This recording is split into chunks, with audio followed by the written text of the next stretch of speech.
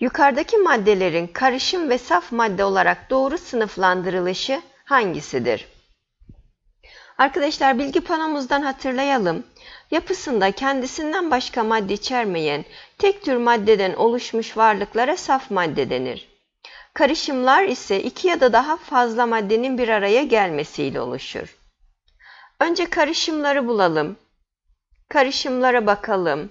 Salata karışım, hoşaf karışım, kan karışım. 1, 2 ve 5 karışım. Seçeneklere bakalım. 1, 2, 5. Saf maddeleri bulalım.